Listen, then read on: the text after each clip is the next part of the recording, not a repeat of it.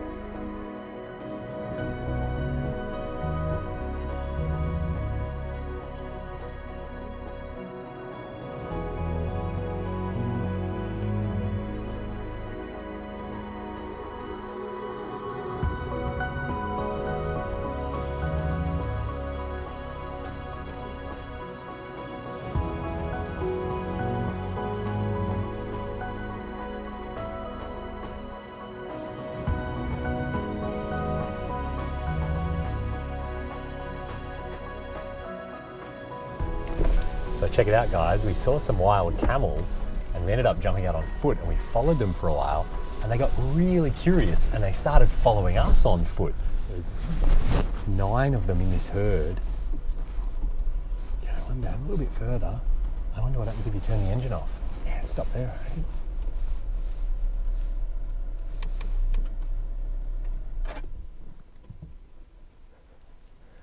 So you can see they're actually not that scared of us. And we've got a bit of luck in our favour. The wind's in our faces, the sun's kind of behind us.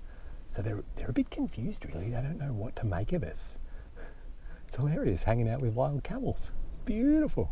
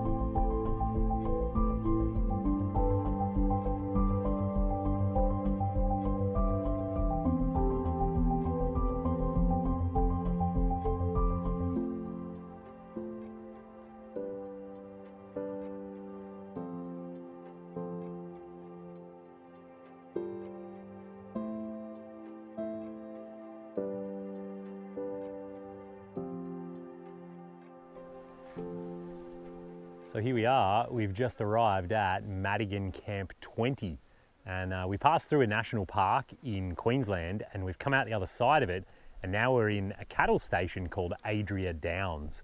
And I guess this is one of those cattle stations that Australia's famous for that's like half the size of Texas or whatever it is. I don't know, it's massive. And you can see this is where Madigan camped. He's obviously getting close to the end and so are we. And what a beautiful spot, hey? I mean, they call this a water hole, which in Australia, yeah, that qualifies as a water hole, but currently no liquid in the water hole. There's still the odd red sand dune around in the distance and all these big old gum trees that have obviously found water over the years. And we've decided to camp right next to this one in its beautiful shade. We just set up the swag to try and get away from the flies. And people always ask me, how bad are the flies? Well, they haven't actually been horrendous this time around, but I'll take my sunglasses off so you can get an idea of what they do. The thing about these flies in Australia is they don't bite. They're not mosquitoes, they're not march flies. What they do though is they seek out all the moisture. So they'll go up your nose, they'll go in my eyes as one of them did just now. They really get in the corners of your mouth and they are relentless. They never ever stop. The wind just sprung up, so of course they all went away a little bit, but maybe you'll see in a minute, I'll show you how bad the flies can get. But anyway, we've just been in camp for like 10 minutes now and we've decided tonight, both of us are feeling so much better. We feel like different people. I guess we're finally on the downward slide from COVID and we're gonna have a campfire tonight for the first time on the Simpson trip. And so we're making tonight, we're gonna try and bake some bread on the fire. And so in Australia, we would usually call this damper, where you basically just put all the dough in the coals, cover it over with coals and sand and everything, and then cook the bread that way. And Katie tells me that in Canada, they usually call it bannock. And sometimes they'll even put it on a stick and just hold the stick over the fire. So we're probably gonna try both methods because we can, because we're here and we're having a good time. And again, I'll do a ton of star photography. And this is it, we're getting towards the end of the Madigan run. It feels like we've kind of left the bulk of the desert behind now and we probably just have dusty gravel roads to go. We still have something like 120 kilometers to go to finish. So we're not there yet. It's gonna take us at least a whole nother day. Maybe there's still 2 more days. And a milestone I forgot to mention from this morning as well, all the jerry cans are now in the Jeep's tanks. So we only have the main tank and the auxiliary tank. There is no more fuel. But again, I'm really confident we are styling for fuel where there's no chance we're gonna run out. We've used about 25 or 28 litres of our drinking water at this point. So we also have tons more water than we needed. And we've eaten most of our main fresh meals by now. So we had kangaroo steak, we had chicken, we had salmon. We still have lots of tofu in the fridge. We still have quite a few vegetables. And then of course we have a ton of tinned things. We could have tinned pasta, rice, lentils, beans. We've still got at least a week worth of that. So we certainly brought more provisions than we needed to, but as always, I'd rather have more than not enough. So I'm going to enjoy my time with the flies. You can probably see that one there trying to eat my eyeball right now. It's about as annoying as you think it is. Here we are, Madigan Camp 20. Time to relax for the afternoon, read a book, hide from the bugs. All right, so we're gonna try and cook some bread on the fire. The sun went down a little while ago and we've got our fire going. Katie has prepared here. We just did a few little test samples and Katie's made a few extras. So there's some plain ones and the big long one that has cinnamon and sugar in it. So as far as I'm concerned, that should be pretty delicious. And our test samples taught us we don't really want to cook it straight on the sand. We want to cook it on the coals to try and stop the sand getting on there. So what I'm going to do is make a little bed of coals here that we're going to put these on. And then I reckon I'm going to shovel some more coals back over the top to try and make that our little cook area. I reckon that's pretty good if you want to go for it. Watch your fingers, it's pretty hot in there. So that's our simple little oven on the fire. We'll give you an update in a few minutes. So we've gone through a few rounds of these things now and we're learning every time. We want them on the coals, but not the super hot coals, otherwise they just burn. And instead of doing one huge big like loaf of bread, we've been doing lots of little guys. So this is our most recent batch of little guys. And you can see they're quite like firm on the outside. They're almost like crunchy, but then they're quite soft and like doughy in the middle. And these ones, Katie, maybe do you want to come and break one open for me? These ones are a bit special because Katie put jalapeno cheddar cheese in the middle. We don't know how that's going to work out, but there is cheese in there. Looks pretty good. And we've been putting strawberry jam on them as well to make them more like scones. So all in all, this has been quite a success.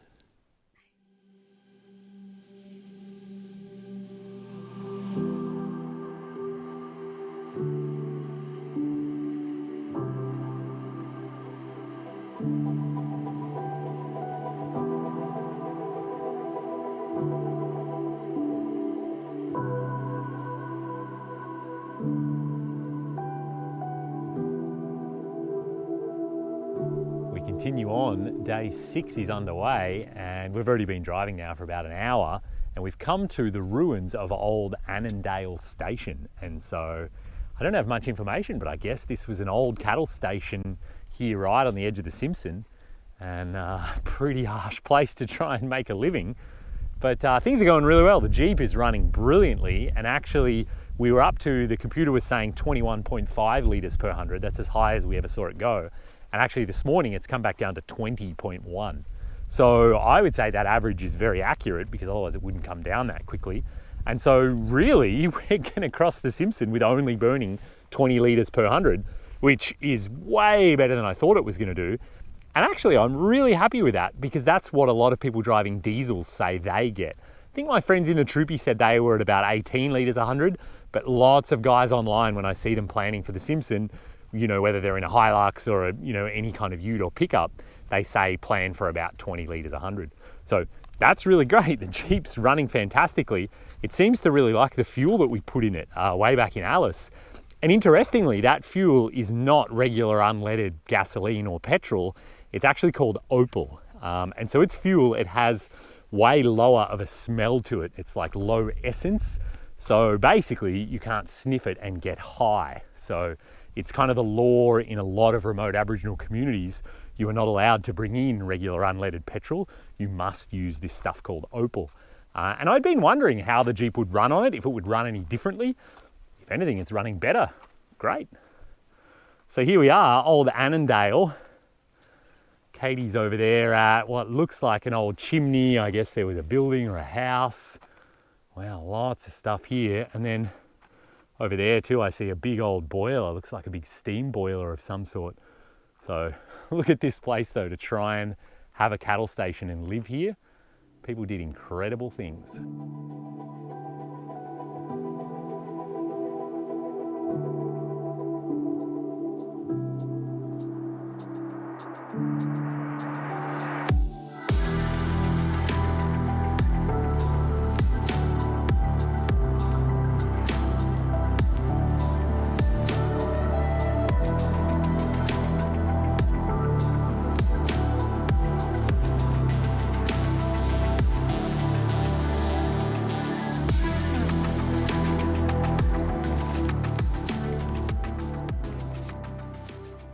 Good morning everyone. It is the morning of day 7 and we're almost finished. We're almost at the end. So last night we drove all the way down the Madigan until it hit the QAA line and we camped right there on Air Creek. I was totally exhausted. I guess COVID is still kicking my backside. And now this morning we've driven across the QAA line, about 20 kilometers of it. And also really beautiful, tons of dunes to cross. It's been incredible.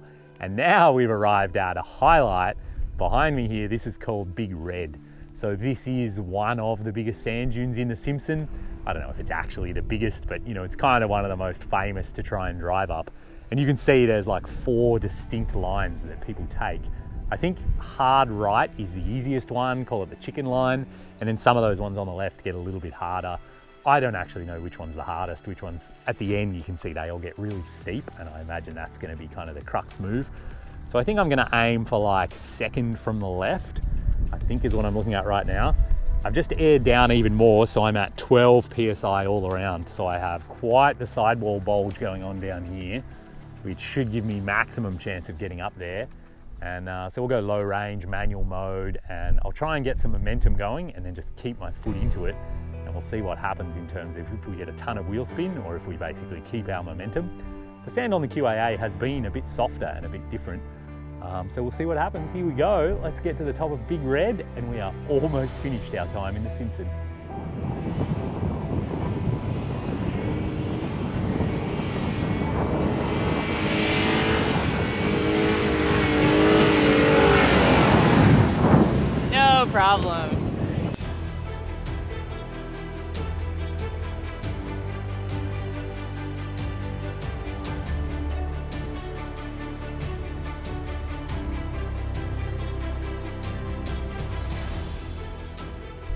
So there we go, we are driving away from Big Red and I have a huge smile on my face.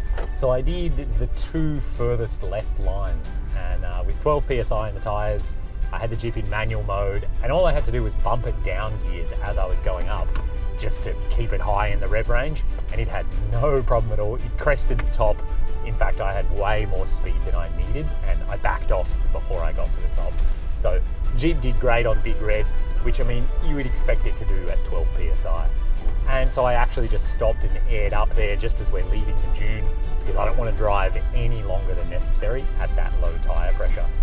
And that's it. Now we are on the run to Birdsville, the little town at this end of the Simpson Desert. And so thanks for coming along. Thanks for joining us on this epic adventure across the Simpson. I have dreamed of doing that for most of my life, and it lived up to expectations. That was unbelievably beautiful. Thanks GPS for that instruction. That was unbelievably beautiful. I enjoyed that immensely. Obviously COVID was not expected and not the greatest thing to get while we were on that trip, but you know, we soldiered through, we got it done, and I'm really happy that we did, because I'm going to remember that for a very long time. So if you've enjoyed this video, if you'd like to see more, please do hit the thumbs up button. Make sure you subscribe to the channel. We have so many more adventures coming in Australia. And if you'd like to get the GPS track log, if you'd like to see everywhere we camped here in the Simpson Desert and everywhere in Australia, I'm posting all of my GPS track logs over on Patreon for my supporters over there. So if you head over to Patreon, you can see what's on offer, what kind of perks and special deals you get as a supporter over there. And so that brings us to the end of our Simpson Desert trip. I think it's time to go and hit the pub in Birdsville, have a chicken palmy and a beer. What do you think, Katie? That's a big smile from Katie. Let's do it. So thanks again for watching. Have fun out there, and maybe we'll bump into you on the road.